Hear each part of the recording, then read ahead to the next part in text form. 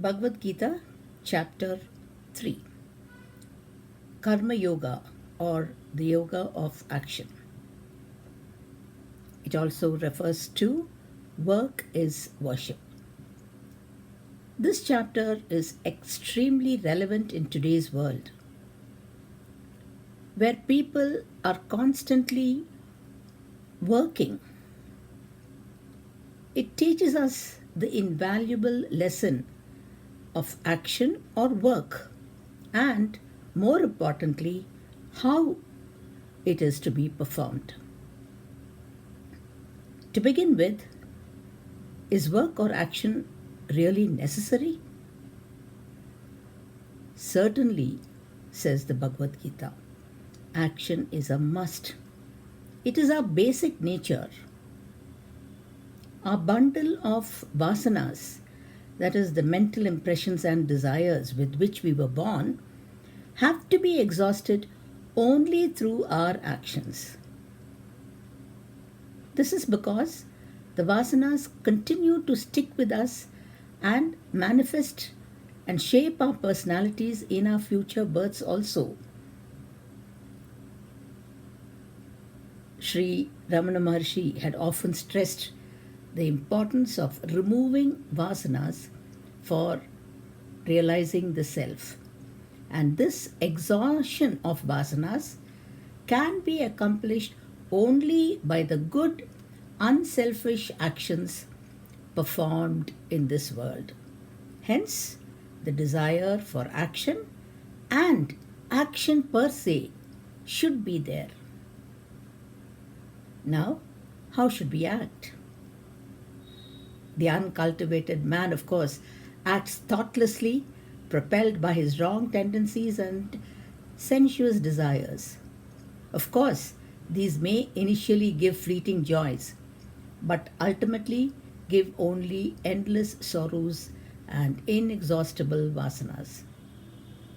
The right action is dedicated self actions performed in a spirit of devotion and surrender to the higher awareness.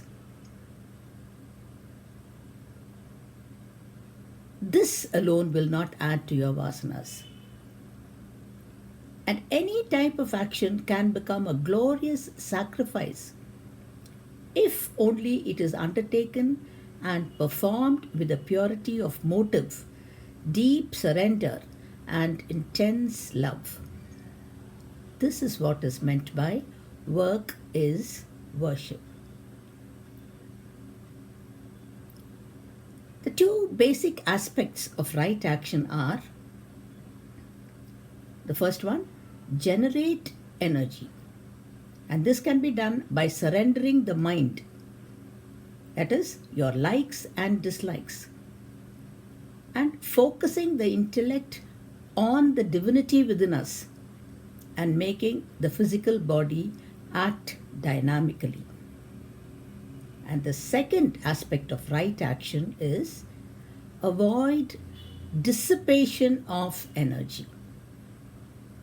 This can be done by not having worries of the past, not being anxious of the fruits and results of the future, and excitement of the present. Worries of the past, anxiety of the future, and excitement of the present. These three dissipate energy. Avoid them. Now, the basic steps for right action are: first, dedicate all your actions to the Lord,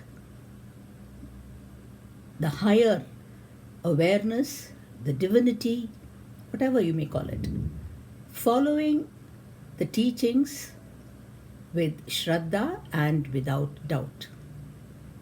Second, act in accordance with your inner tendencies, something like what we would call aptitude today. Things will become easier because you already have a potential for it. So act according to your inner tendencies. That's what they call as swadharma. Third, act dynamically without attachment, that is, expectation, worries of the past, or hopes and anxieties for the future. There should be a sort of objectivity, a disinterested interest in action. Otherwise, it will be like driving a car with the brakes on.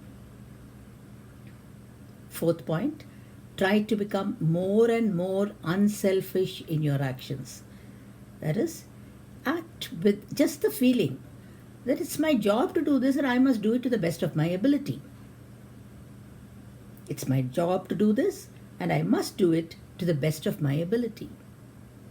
Then forget about it. Do the actions as best as you can without being strained, without worrying. Only self-centered actions give us stress and strain. The more unselfish you are in your actions, the easier it is and the joy is much greater. The next point, work without being too bothered about a reward, whether it is materialistic, that is money, whether it is emotional, praise or fame, or intellectual, acceptance of your ideas. This alone will benefit you. Of course, it may sound a little impractical, but when you try, you will really realize that this is not so difficult after all. When you work without being too bothered about a reward, you automatically get happiness. Otherwise, you would be looking for fulfillment and happiness from outside, which may come or may not come. And either way, it is harmful. If it comes from outside, it may lead us to more and more greed. And that will lead on to frustration, anger, etc., etc. And moreover, when anxiety creeps in, you cannot put your best into the present action.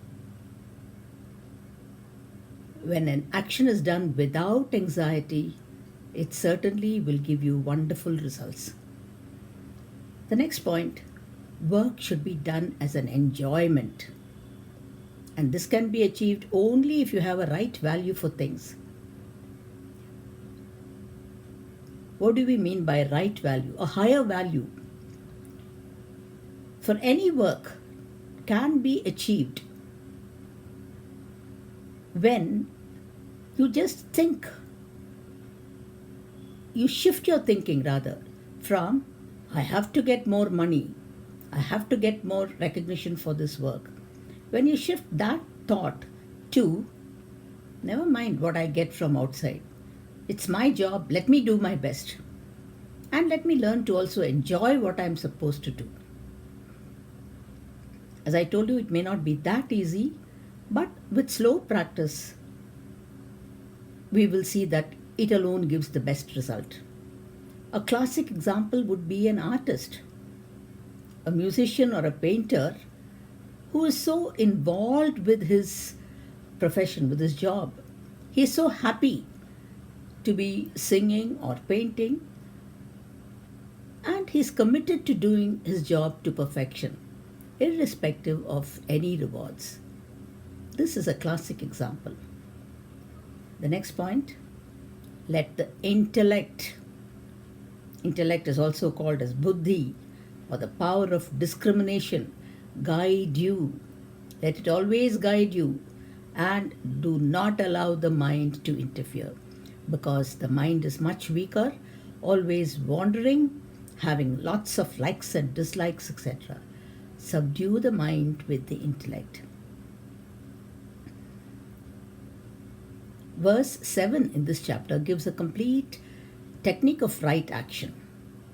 Controlling the senses by the mind, engage the organs of action in karma yoga without attachment. Controlling the senses is, of course, the most difficult and, of course, the most important. But this is the only way to throw overboard the greatest enemy of mankind, which is desires. Desires are harmful either way. There is a difference between goal and a desire. We'll come to it later. Desires are harmful either way, whether they are fulfilled or unfulfilled. When they are fulfilled, it gives rise to greed, arrogance, envy, fear of losing, causing great confusion of the mind, loss of intellect, and final destruction. If unfulfilled, it gives rise to anger, disappointment, and delusions. Goals are absolutely necessary in life to progress, but there are desires which are many times unreasonable, and these are born only because of our spiritual ignorance. Once we realize our true self through the process of meditation, where we withdraw ourselves from our false sense of identification with the objects of the body, mind, and intellect, and calmly repose in our true divine self, this is the end result of meditation. We end our ignorance and thus kill our false desires, which we think are very important. No more then can these desires, even if they arise in the mind, play havoc with our inner lives. Thus ends the third chapter of the Bhagavad Gita, entitled Karma Yoga, or the Yoga of Action. Hari Om Tat Sat.